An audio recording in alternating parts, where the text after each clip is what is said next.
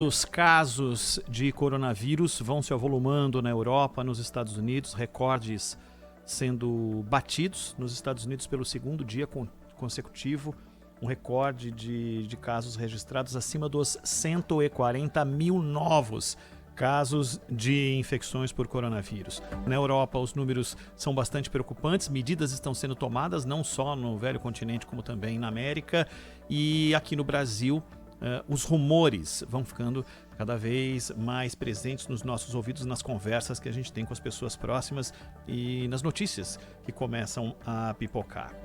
Nós vamos conversar com Maria Beatriz Gandra, infectologista, coordenadora do Hospital Sírio-Libanês. Maria Beatriz, como vai? Boa tarde. Alô, Beatriz? Perdemos o contato com ela. Vamos tentar recuperar o contato com a Maria Beatriz. Para falar a respeito desse, quando eu falava dos números nos Estados Unidos, o recorde batido pelo segundo dia seguido, de acordo com o monitoramento da Universidade Johns Hopkins, com mais de 140 mil casos. Essas novas subidas, um indício que fica cada vez mais claro de uma segunda onda, está pressionando sistemas de saúde e a grande preocupação, o limite de hospitalizações e utilização de áreas de UTI dedicadas a esses doentes. Vamos retomar aqui o contato inicial, nossa conversa com a Maria Beatriz Gandra, infectologista coordenadora do Hospital Sírio-Libanês. Maria Beatriz, como vai? Boa tarde. Boa tarde. Como é que você tem observado, Maria Beatriz, os dados que vêm? Esses são claríssimos, que vêm da Europa e Estados Unidos, de uma segunda onda de infecções, mas eu queria começar pelo que perguntaria no fim, mas acho que é legal trazer para cá. Você está num hospital de referência e claro, conversa com especialistas como você, de outras que podem estar em outras instituições. Nós estamos vivendo um momento aqui também de um maior volume de internações por causa de novas infecções de coronavírus? Certamente estamos. Há cerca de 2 ou 3 semanas, os médicos que trabalham em pronto atendimento têm verificado um aumento da procura desses serviços por pessoas com sintomas de síndrome gripal. E estamos observando nos últimos 10 dias um aumento das internações de pacientes com síndrome gripal e testes positivos para coronavírus. O métier que eu conheço melhor é o de hospitais privados. Os hospitais privados estão tendo dificuldade de acomodar os pacientes com Covid. Existe espera no serviço de pronto atendimento, existem UTIs já com bastante demanda e com uma certa dificuldade de vagas. Então, isso está sendo observado aqui entre nós também. E vocês têm, Maria Beatriz, percebido uma gravidade maior da maneira como as pessoas estão chegando para o serviço de pronto atendimento? Eu não posso dar essa resposta a você. Eu não tenho essa resposta. O que nós temos visto é o maior número de casos. Eu não posso dizer a você que existe maior gravidade dentro daquela monitorização de taxas de óbito de pacientes internados. Ainda não vimos um aumento do número da letalidade, vamos dizer, dos casos internados. O que tem acontecido, no entanto, é que aquela monitorização mais a miúde que os hospitais e serviços vinham fazendo há cerca de 2 ou 3 semanas atrás, diminuiu um pouco, porque junto com essa tendência de reabertura, de volta às escolas, acho que houve uma percepção geral de que as coisas estavam caminhando para uma situação melhor. Os dados oficiais até mostravam uma diminuição do número de casos aqui na cidade de São Paulo e talvez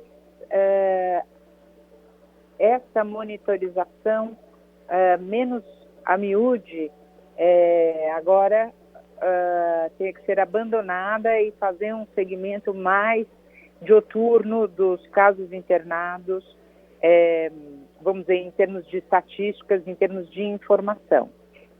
Mas que certamente a demanda dos hospitais privados aumentou, tanto na procura aos serviços de pronto atendimento, quanto em número de internações, isso aumentou. Zaidan. Doutora Maria Beatriz Gandra, boa tarde. A gente sabe que nós temos os números oficiais, mais de 5 milhões de pessoas que foram contaminadas pelo vírus. E, na verdade, o número é muito maior, não é? Porque muita gente foi contaminada e isso não foi registrado, isso não entra na contabilidade oficial. Inclusive pessoas que tiveram até um quadro razoavelmente grave, mas que acabaram seguindo orientações médicas no tratamento doméstico, principalmente naquele período em que diziam evite hospital e tal. E muita gente tem perguntado o seguinte, é claro que isso, eu imagino que não seja algo padrão, mas individual, mas a senhora, os outros cientistas, médicos, já tem pelo menos uma resposta para aquela pergunta que é muito comum, muitas vezes chega aqui na rádio para a gente, quais sequelas o coronavírus pode deixar em termos emocionais e em termos físicos, né? Sequelas pulmonares, nos rins, em órgãos vitais, enfim. Mas já há resposta para isso? Que tipo de sequela o coronavírus pode deixar naqueles que sobreviveram ao vírus? Olha, tem algumas sequelas que são mais frequentes e outras menos.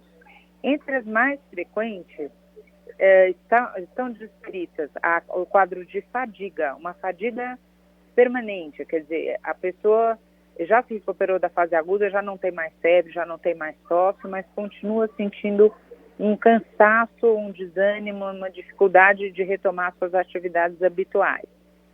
Uma outra é o que tem sido chamado de foggy brain, quer dizer, um cérebro um pouco nublado, vamos dizer, com um pouco de dificuldade de concentração, de tomada de decisões, uma falta de clareza nos pensamentos. Isso também tem sido descrito com certa frequência. Menos comumente, mas também tem aparecido como sequela, pessoas que não cicatrizam de forma adequada o pulmão e tem um quadro de fibrose pulmonar de duração mais longa, quer dizer, não tem uma recuperação plena do pulmão e tem alterações cicatriciais no pulmão. Aquela sequela referente a paladar e olfato, em algumas pessoas se prolonga. Mas atualmente existem até alguns esquemas de fisioterapia de cheiros, vamos dizer, para tentar fazer uma recuperação mais rápida dessa possibilidade de sentir novamente o olfato de uma forma mais normal. Existem estímulos com diferentes odores para tentar melhorar esse sinal. Então, esses são os mais comuns. Em algumas pessoas mais idosas, vem aparecendo alguma perda de mobilidade por atrofia de musculatura dado ao repouso, então é necessário uma fisioterapia intensa e, infelizmente, algumas pessoas, nós mesmos estamos acompanhando um senhor que teve um quadro muito grave e que continua no hospital com, enfim, sequelas que eu diria não só do Covid, mas também pelo fato de ter estado por um tempo muito prolongado na UTI, um senhor de muita idade. Então, aqueles pacientes que ficam tempo prolongado na UTI têm uma série de dificuldades para se recuperar, como outros pacientes de permanência prolongada em terapia intensiva. Então, não é pouca coisa. Não é uma gripinha, não é uma gripe forte em que as pessoas se recuperam sem a possibilidade de sequelas. Agora, doutora Maria Beatriz Gandra, o pessoal da Pfizer, quando anunciou que a vacina teria pelo menos 90% de eficácia, um dos cientistas daquele consórcio lá da Pfizer com a BioNTech disse, esse cientista, que eles trabalham com a perspectiva de que a vacina levará a uma imunidade por pelo menos um ano. Eles não sabem ainda se é mais do que isso, como é que será a reação individual, mas a expectativa é essa, de imunizar por pelo menos um ano. No caso das pessoas que a sorologia apontou que desenvolveram anticorpos, há uma média do tempo em que a pessoa fica imune ao vírus? Isso varia tanto que não é possível estabelecer uma média muito individual, mas dá para dizer que aqueles que, obviamente sem vacina hoje, aqueles que tiveram o vírus, desenvolveram anticorpos, eles ficam quanto tempo imunes ao vírus? Veja, essas questões que você está perguntando e essa questão apontada também na questão da imunidade pela vacina, elas levam tempo. O que a gente pode dizer até o momento é que, por enquanto, quer dizer, uma doença que não tem um ano ainda de conhecimento, por enquanto, não são frequentes os casos de reinfecção. Eles podem acontecer, mas são raros.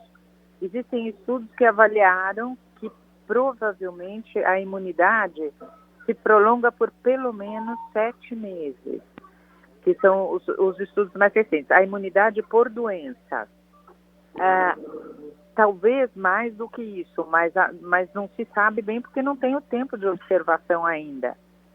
E com relação às vacinas, a mesma coisa. Quer dizer, o que se está começando a conhecer, já se sabe que pelo menos as 3 vacinas que estão em fase clínica de experimentação, ou seja, comparando a incidência da doença entre aqueles que foram vacinados e aqueles que não foram vacinados, o que se sabe até o momento é que a vacina produz anticorpos. Quanto tempo esses anticorpos vão durar, não se sabe ainda, não tem tempo ainda para saber isso. E quanto tempo esses anticorpos vão proteger as pessoas, e se vão proteger as pessoas vacinadas versus as não vacinadas, é uma resposta que, por enquanto, apenas a Pfizer adiantou resultados de estudo. As outras demais vacinas ainda estão em andamento. Então, a gente não tem tempo ainda suficiente para essas respostas às perguntas que você colocou. Quem teve a doença, por quanto tempo ficará protegido, e quem tomará a vacina, por quanto tempo tomará a vacina, e se essa vacina vai ter que ser anual, como a vacina de gripe, ou vai poder ser dada a intervalos maiores, e ainda quais dessas vacinas de fato protegerão os indivíduos de adquirir a doença. Doutora Maria Beatriz, a senhora falou a respeito do teu círculo, que é próximo dos hospitais privados. Os hospitais privados, como a senhora disse, estão recebendo uma carga muito maior, pronto atendimento recebendo uma carga maior. Os hospitais se desmobilizaram essas áreas específicas de atendimento e tiveram que agora se reestruturar de maneira surpreendente, não esperavam que essa onda ou que esse crescimento chegasse neste momento, ou já esperavam que isso fosse acontecer e essa reestruturação está sendo mais rápida do que se podia imaginar? Essa doença, ela como a gente tem visto, né, o mundo inteiro tem visto, ela não tem ciclos muito bem conhecidos.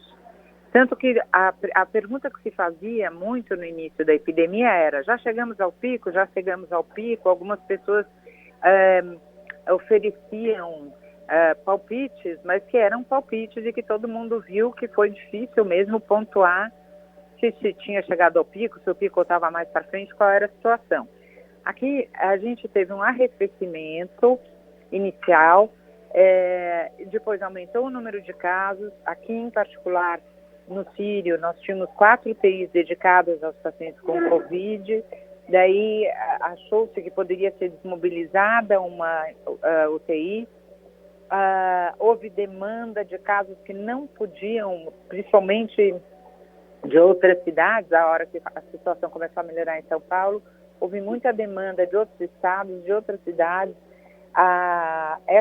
Essa UTI que tinha revertido para casos não Covid voltou a virar uma UTI Covid e agora o hospital abriu mais uma unidade para Covid face à demanda. Então, os hospitais, na verdade, estão ficando mais flexíveis no sentido de aumentar e diminuir a oferta de leitos para os pacientes com Covid, a depender da demanda, o que certamente exige muito dos hospitais, porque não é fácil você montar e desmontar unidades específicas com pessoas treinadas para atender uma determinada patologia como a Covid, que tem as suas especificidades. Doutora, a senhora, diante daquilo que se coloca como o motivo do aumento de casos, que é muita gente voltando para as aulas e as pessoas passando a entender que a máscara talvez não seja tão necessária assim, e os eventos entre pessoas, esses eventos estarem ficando cada vez mais repetidos, almoços, jantares, pequenas festas ou festas maiores e tudo mais. A senhora, diante desse quadro, está preocupada além do que já esteve no começo da pandemia?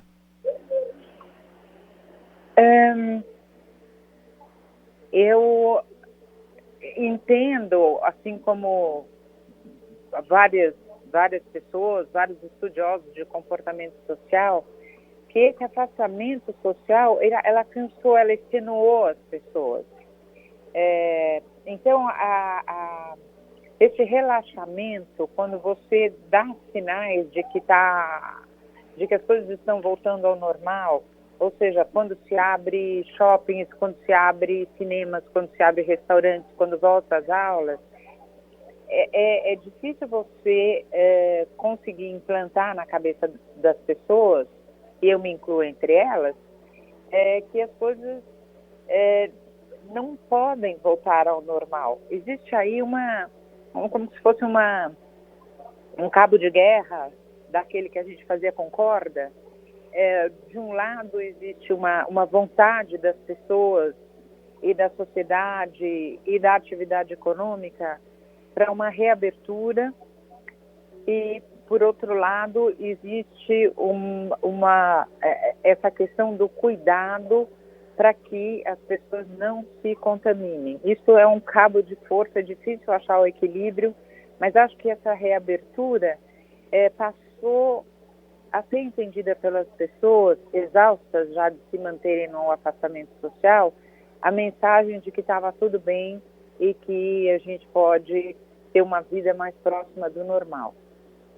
Eventualmente, isso tenha propiciado esse rebound aí dessa pandemia e esse aumento do número de casos. Então, a máscara sim é necessária. Eu tenho visto muita gente sem máscara e muita gente usando a máscara no queixo, embaixo do nariz, uma máscara frouxa que se está caindo, pessoas se aglomerando, festas, principalmente da moçada. Essa moçada tem que saber que, embora eles tenham um pouco risco, eles têm mãe, têm pai, têm avô, têm tios, e eles podem introduzir esse vírus na casa das famílias e, eventualmente, até perderem um familiar. Será que um avô vale uma balada? Acho que as pessoas precisam fazer um pouco essa conta, não é?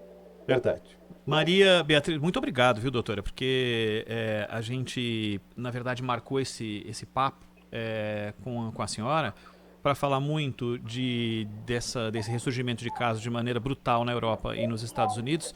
Só que com o passar das horas, dos últimos dias e das horas, cada vez mais informações vão surgindo acerca do que nós estamos vivendo aqui, né? E por isso um especialista como a senhora é fundamental para a gente pontuar e entender o que está acontecendo, até de uma forma muito orientativa para as pessoas. Maria Beatriz Gandra, infectologista, coordenadora do Hospital Sírio-Libanês. Obrigado, doutora. Até uma próxima. Muito obrigada. Um abraço. E cuidado. Sempre. Tchau. Valeu.